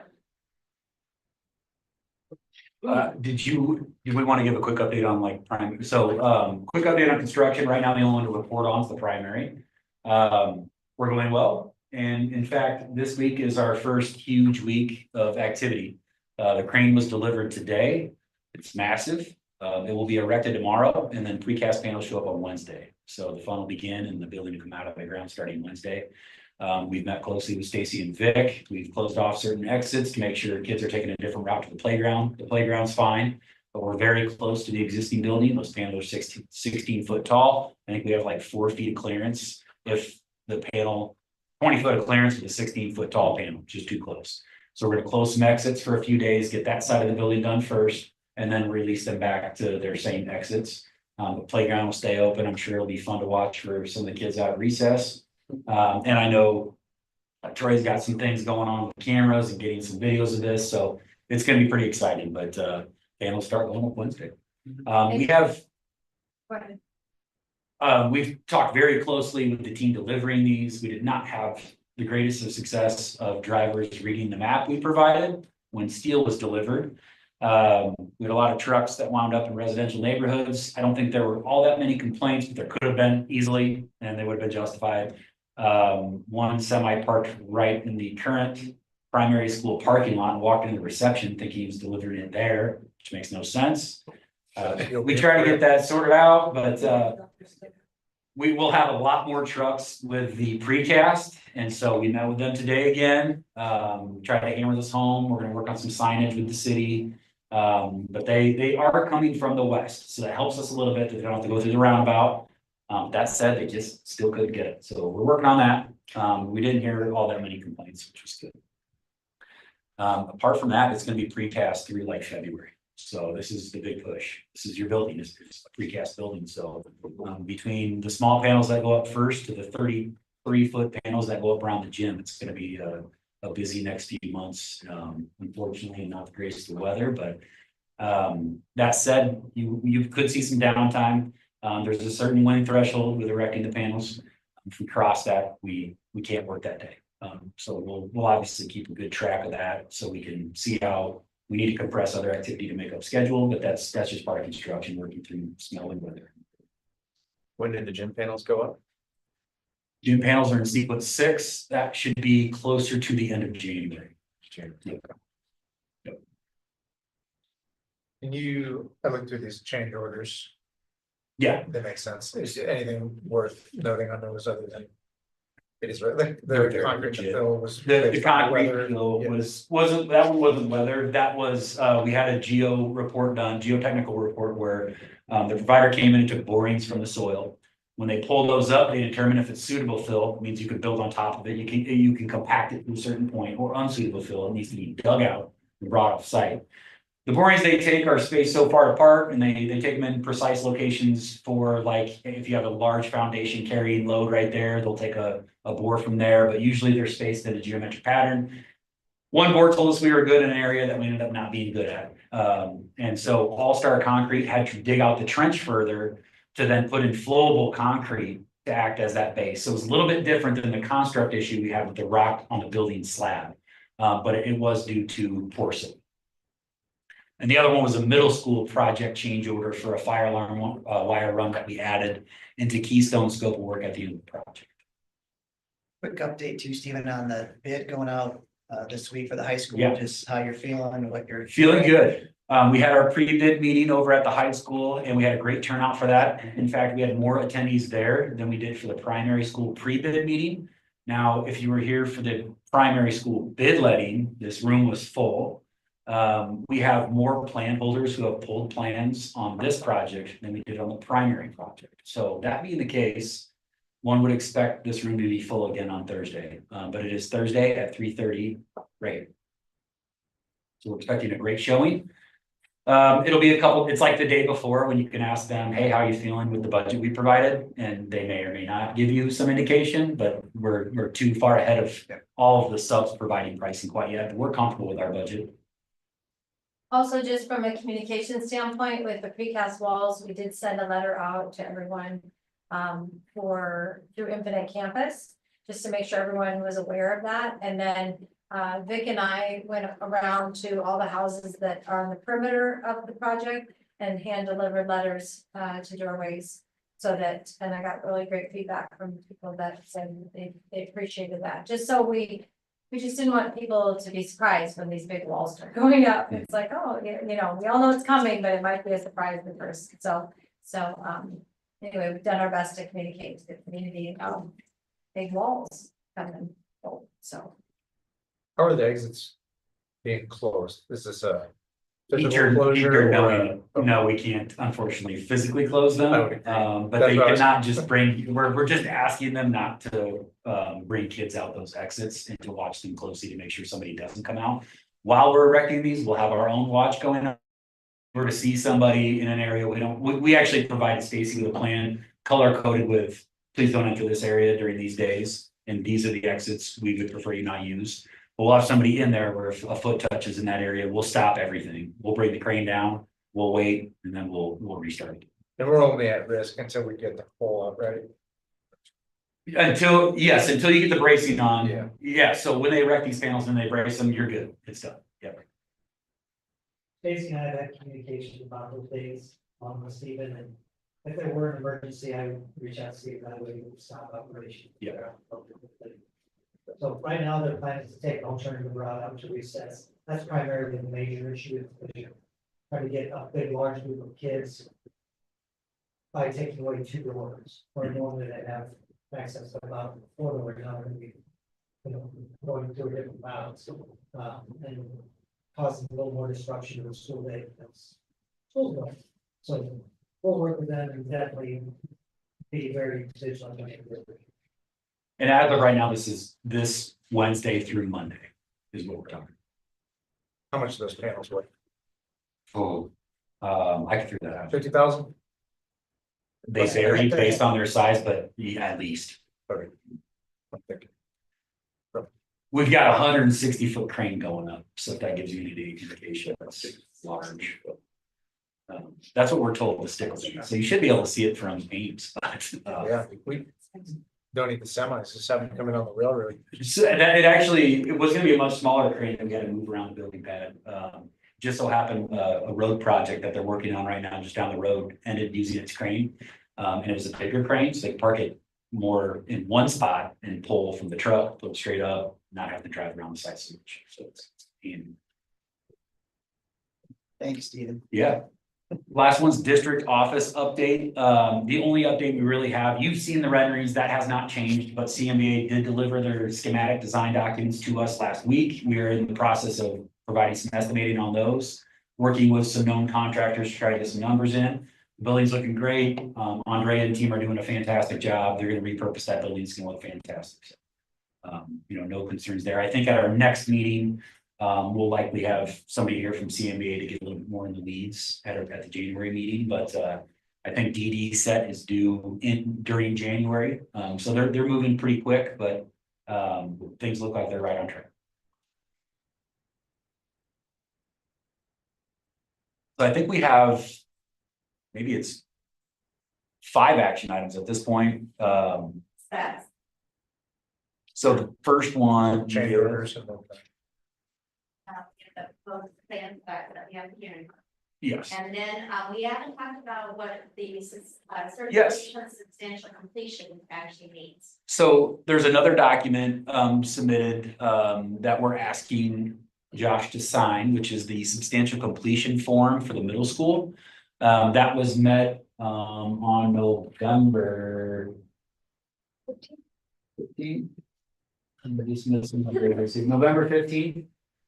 So a little later than our contract is substantial completion. We know we ran into some issues with our fire glazing, and then we had some issues with door access control. We do have those sorted out. As of right now, we've got a couple of punch list items. One is an add to the project, which is a deadbolt we're gonna add. The other one is your sign still not lit, and I sent an email while sitting here tonight because I haven't been up here in the dark for a while. We'll rectify that as soon as possible. But this basically says contractor is substantially complete. There is still items to rectify, but as far as the contract goes, this meets substantial completion. Myself and the architect have both signed this. We both agree. In fact, Gail, I think there's a newer version. Yeah, I just didn't get it. That's fair, that's Yeah, fair. but Josh, the updated version. Oh, perfect, okay. Yeah. Josh, yeah. So that's signed by myself, the architect, the contractor, and then Josh. And what this really does is it triggers your 1-year warranty for construction. So it's not your 1-year warranty for like your heat pump that comes with its own. But it's 1-year warranty for construction. So a month out from November 15th of 2025, we'll do a walkthrough of that small space and identify anything that looks like it needs to be corrected. Light ballast is that, whatever the case may be, it's something we can put back on the contractor within the first year. But substantially complete both allows them to submit their retainage app, which we'll have in January.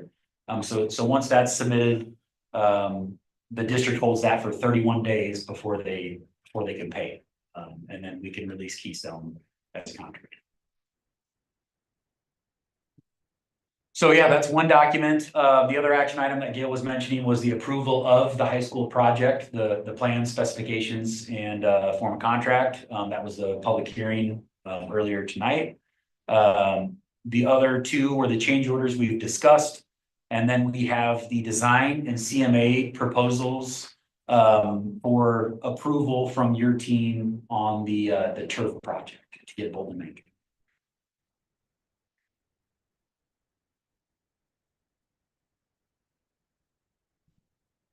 Thank you, Stephen. Thank you, Awesome Jeff. job. Thank you. All right, first action item we have consider slash approve the proposed plan specifications, form of contract, and estimated costs associated with the Gilbert High School additions project. We have a motion. I'll motion to approve. I'll second. All in favor? Aye. All opposed? Next, consider slash approve the IIG 734-2019 certificate of substantial completion for the middle school addition project and final payment application as being fully complete and establishes the date of acceptance of its completion as December 9th, 2024. Payments will be held for 31 days, to January 8th, 2025. Do we have a motion? I'll motion. Second. All in favor? Aye. All opposed?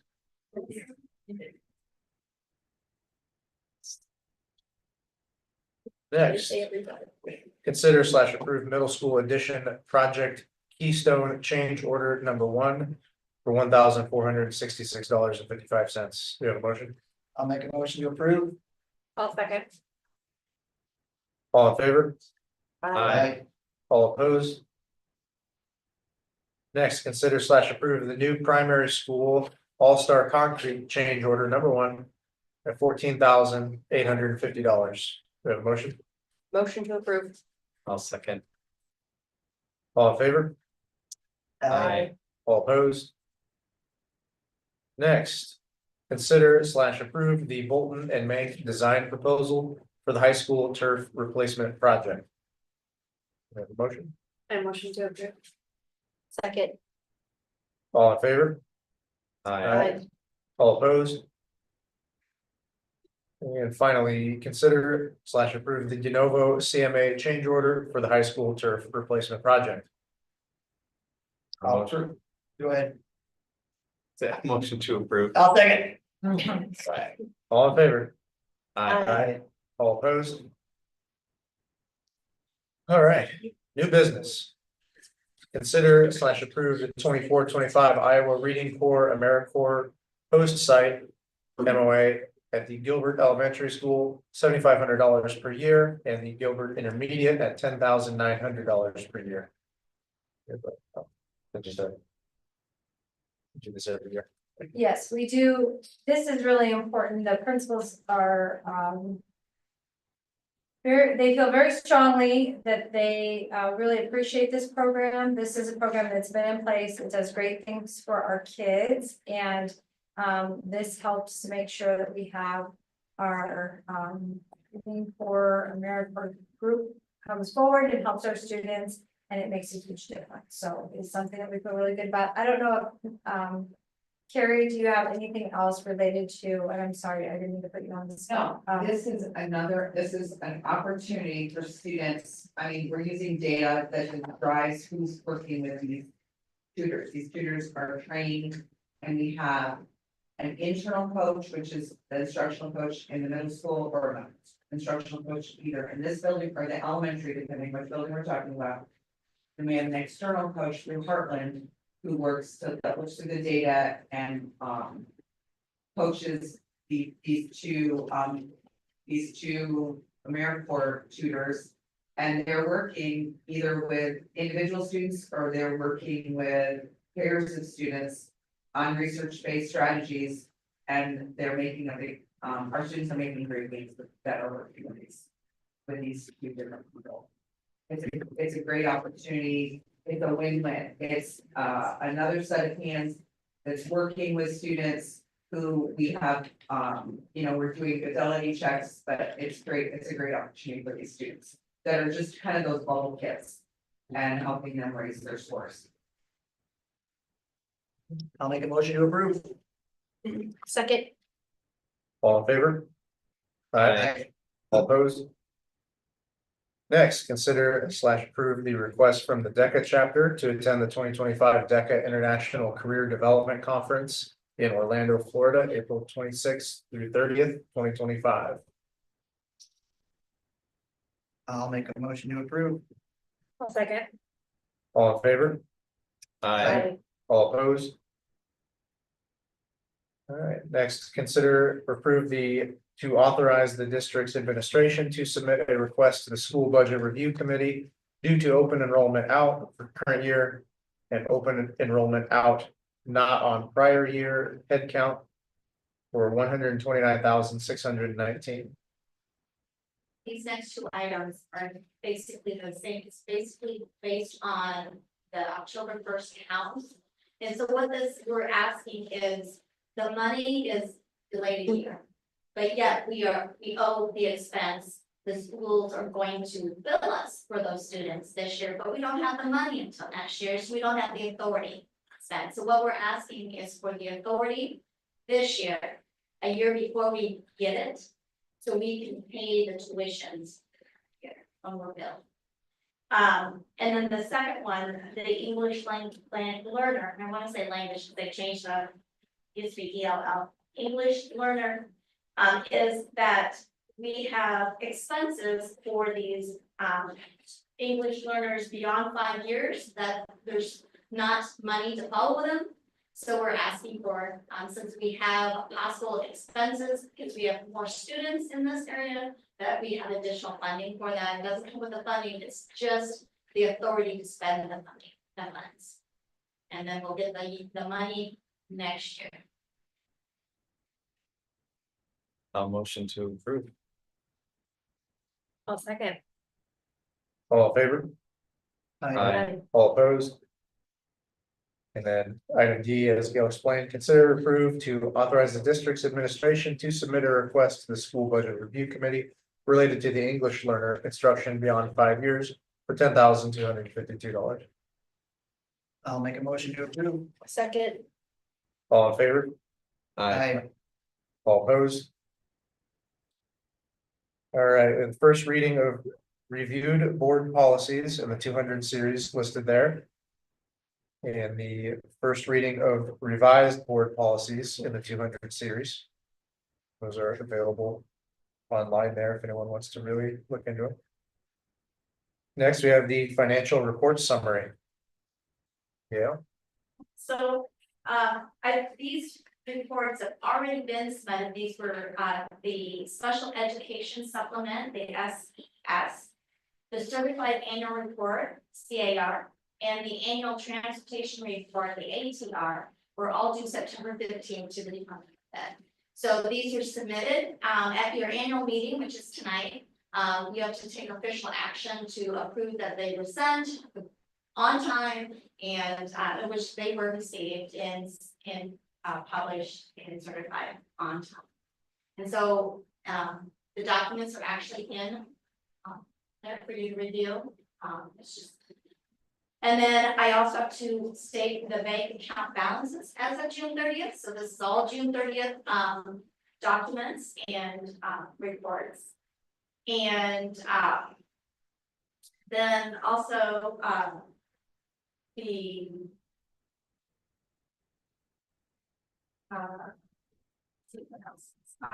June 30th.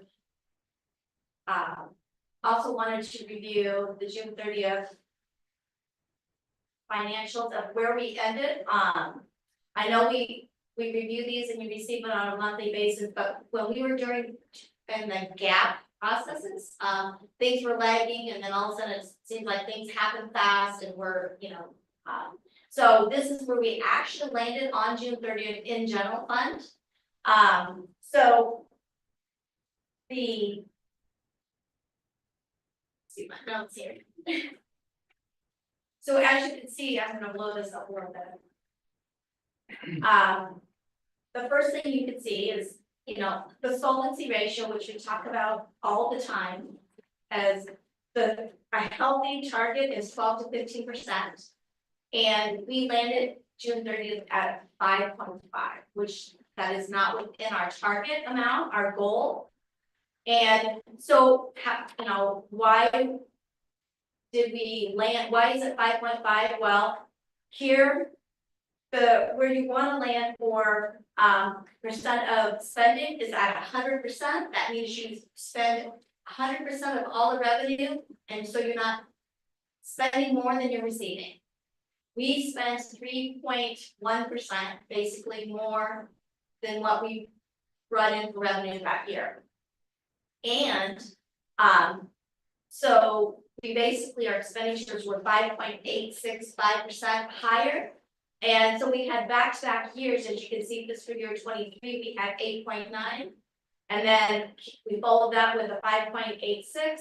So basically, that is why our solvency ratio dropped. So, as you can see is our expenditures were 5.87% more than 100%. And then our salaries, line by line, our salaries 7.6. Employee benefits, we had a drop in expenditures for purchase services and supplies. Property 46.89. Property usually isn't that high, but what this is Adam Davis's big grant that he received. So he purchased equipment, and so it's overall, it's not a large amount, but we don't spend a lot in property in the general fund. That is more of capital save, but that was his grant, basically made that and that all happened really fast. I mean, like, he found out within 3 months, he found out he had to have the expenditures, and then and that happened in the second semester of last year, maybe closer to March. And so basically, that's where we ended up, and then it did not help that we had a special ed deficit increase of almost $92,000. So what are we gonna do about that? For this year, we talked about how we have to be conservative with our expenditures for this year. And so as we go through the financials for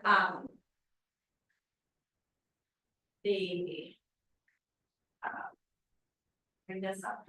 So as we are working on, we had a meeting with Travis this past week, and we went and reviewed everything. So we set some financial goals on our expenditures are very conservative, and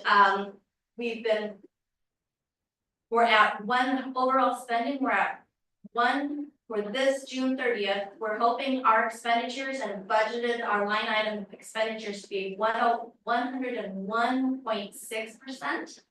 It'll be 1.6% over the 100%. Now, of course, that's what the line item is, but we are constantly looking at savings everywhere. Every opportunity that presents itself, we are looking at. So we're hoping to receive some efficiencies along the way, but then we also have to deal with the cost of operation. And so, and then hopefully we receive additional revenues somehow or another in grants or other miscellaneous funds that would come through, but that's minimal. And if we hit our targets for June 30th, it would raise us to raise solvency ratio of 5.7, and then we'll be back up in double digits in fiscal year 26, and then on our way back up for the next through 30, if we hit our target in 25. Because then that drives the next, whether it's on target or if it's under target or over target, then we have to deal with that. And so then as we plan for the different other scenarios that are included in this model is our enrollment growth. We were very conservative building this model for the next few years. And after our discussion last month, this current model, fiscal year, what we're in right now, the enrollment is 1.3, which is an actual number. And 26 is an actual number of a negative 1.1. And then the future years, we are doing a 1% for 27, a 1.5% growth for 28, and then 2% for 29 and 30. Those are really conservative, and we hope we'll see more kids than that.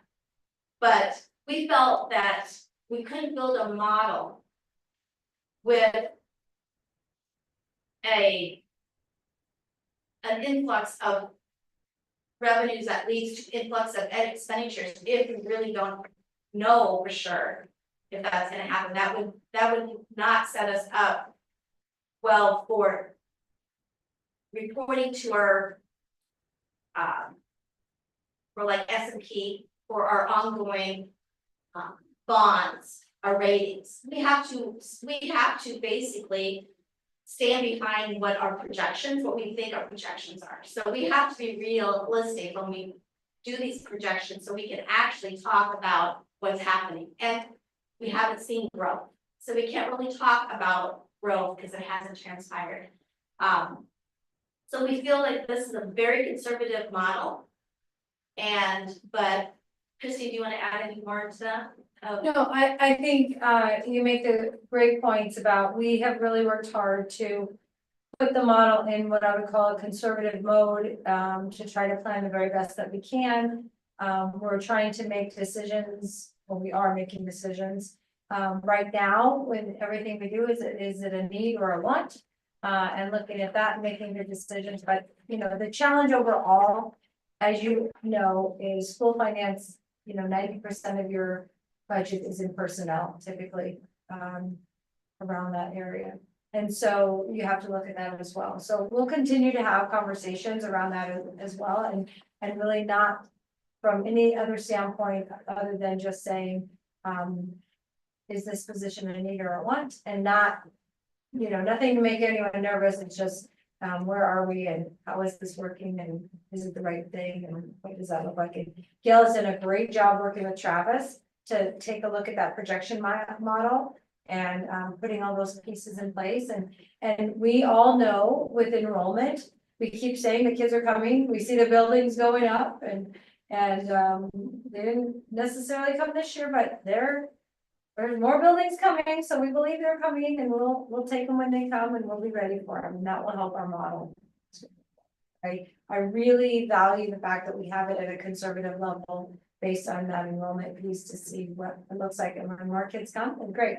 There'll be more to come as it relates to decisions we have to make, meaning what are we gonna do about open enrollment? That's a conversation we need to have as a board. What about, Josh, you had brought up before about employees wanting to bring their students, so we're doing a survey around that, so I have that information, but I'll be coming to you, whether it's a work session or closed session, I'm not sure, we'll figure that out pretty soon, because that decision for open enrollment comes up in March, so we'll have to make some decisions as a board. And knowing that you all value class size where it is, as do I, and as do our teachers, how can we make decisions, or can we make decisions around open enrollment and not impact that classroom size, because we know how important that is. So anyway, we're putting all those pieces in place, and Gil's done a great job. We're working with Travis to really put this in the best position possible. How much of this have we shared with the teachers union? I mean, in regards to budget and where we're sitting and all that? I've shared with them the enrollment of where we are on enrollment, and that's about the extent of it. I will continue. We have another meeting coming up, and I will again talk to them about that. But that is something that we'll have to talk to them about, as well as just sharing about open enrollment. We haven't made any decisions around that. That's something we all would decide together. But also just the fact that we're having the conversation, I think, is important to share with them. So good point. I think the important thing to have to understand for our staff and is, we had, the reality is we had a drop of enrollment that equates to a drop of. You can't operate like you have the revenues, or you're going to get the revenues. And so we have to, I truly believe that the kid, this is possibly, hopefully, the last year that it happens. And then we can start back on that trajectory of doing business and growing and adding staff and all those things. But we are dealt with what we are dealt. And so we need to reflect and get things in order and slow down and then, go back.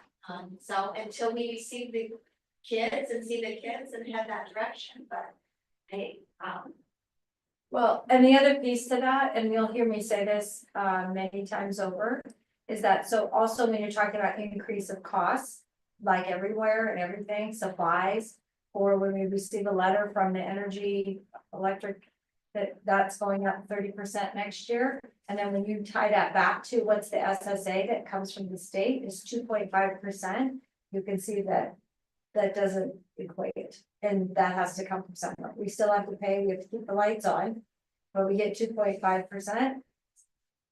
We need to work on that side too. And so, like our line item budget, I know we talked about, I don't have room in that line item budget to meet our goal to add 20%. I mean, adding 20% because of the cost of utilities increasing or something, like for trash or whatever. That means I have to take it from someplace else. I don't have, so what we're hoping for is that, there'll be an efficiency along the way to make up that difference. At the end of the fiscal year that, okay, I know this operating cost went up, but we saw efficiencies over here to offset that. So, it's gonna be tough, but it'll be exciting if we get there and work hard, and it'll just, we are diligently looking at everything along the way. So if we hit that target, it'll be a great day. And a great year. And I know you will, but just keep being transparent with staff on everything, just so everybody's on the same page. So when it comes down to negotiations and everything else, there's no, we're all open book here. So I know you will. I don't question that whatsoever. But I mean, we're just in a little different situation than we've been in for a while here in regards to funding. So Yes, we'll continue to share that with staff. I think that's a good point. And we're also thinking of, it sounds funny, but it's like, this is the kind of thing where we're looking at everything. We talked about being closed over the holiday break, and we said, hey, let's make sure everything that we unplug things that we're not using. It's like, if that could say, it's just those kinds of things that would just, is that gonna make a difference in a whole big picture? No, but maybe it increases our awareness of things we can do better. Just try to help bring down some of those costs of things. And why not? Why shouldn't we be more efficient in something? Maybe we should have been asking that before now. So those kind of things.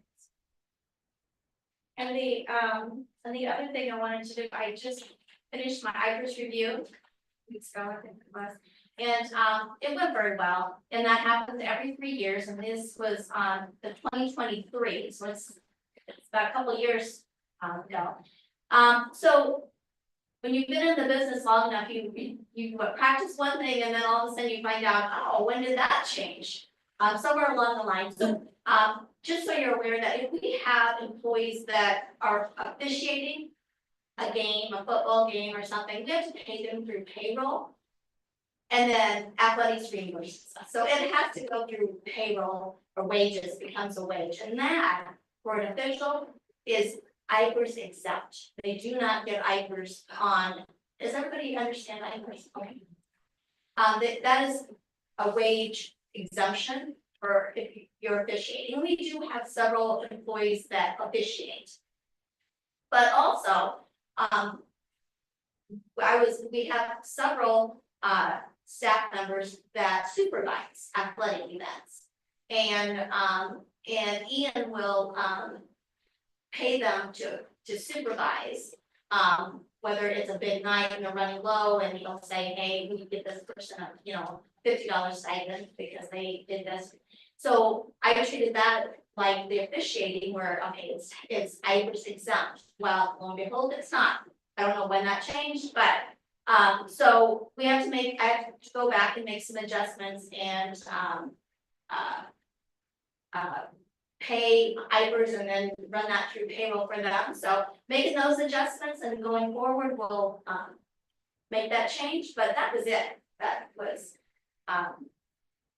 so overall it was pretty painless overall of an audit, and it's done every 3 years. So the next one will be 2020. Well, it'll be 27 for the 28, probably 27 for the 2026. That sounds crazy, but anyway, it was pretty harmless and not a lot of work. But we have some cleanup to do of some old employees, which I have no time frame on that, so just some busy work that as I have time, I go in and clean up some things with others. Other than that.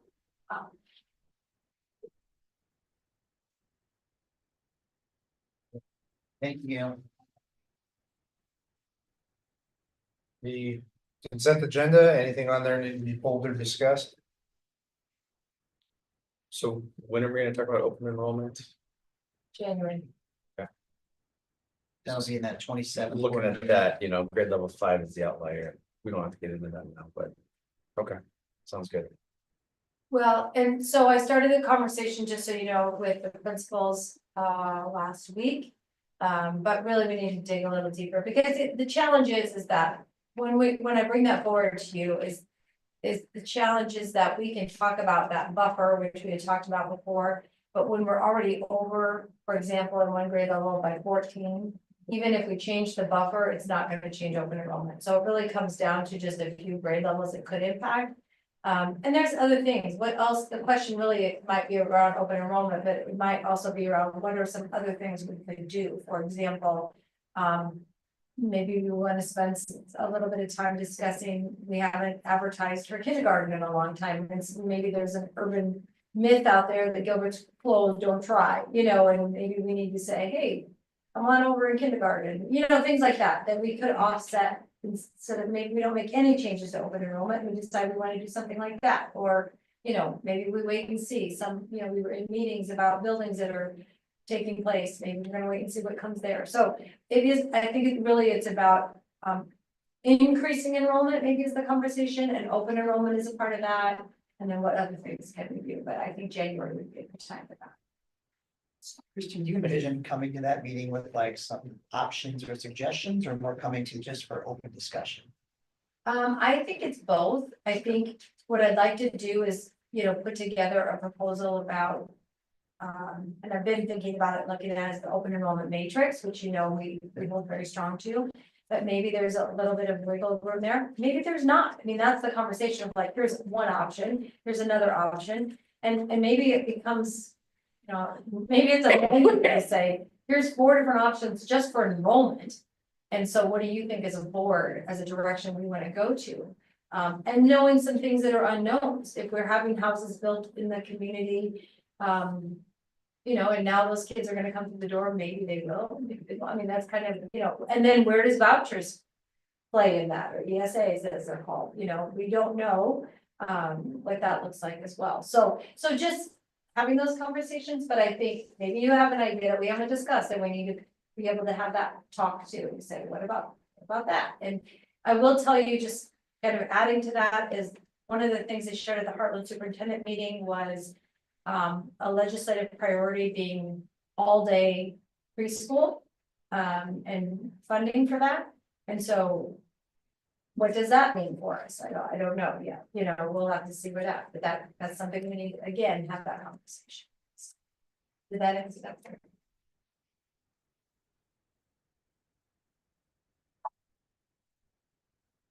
So the consent agenda, I'll motion to approve.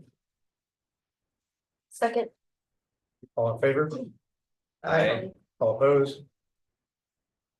All right. Before you go into the calendar, can I answer a question that was asked about turf? Yes. Okay, so Ian reached out and said that new turf would play much more like natural grass. The blades sit up about an inch and feel much softer and bouncier. There will be new rubber infill, making it softer as well, and the impact when landing on new turf will be significantly less as compared to current turf.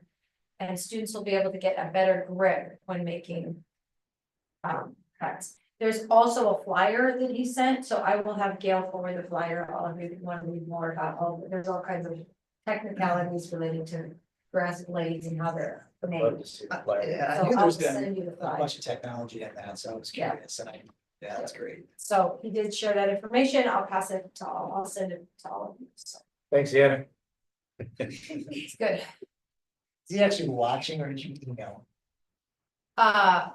He's probably watching because he wants to know. He shouldn't And be. yes, Yes, I he should. emailed him. Yeah. Probably false, right? No, I was gonna say, he might be at the band or the concert tonight. It's over the high Good. school. Much better than using his time. So, Well, if he watches the YouTube video later. which he should? yes. All right, December 12th. Said 3:30, right? Not 3:30. Yep, is the bid day for the high school, which will be a jam-packed room. January 13th is the next board meeting. January 27th at 5:30 PM is the work session with Travis. And February 10th is for a regular board meeting. Do we have a motion? Make a motion to adjourn.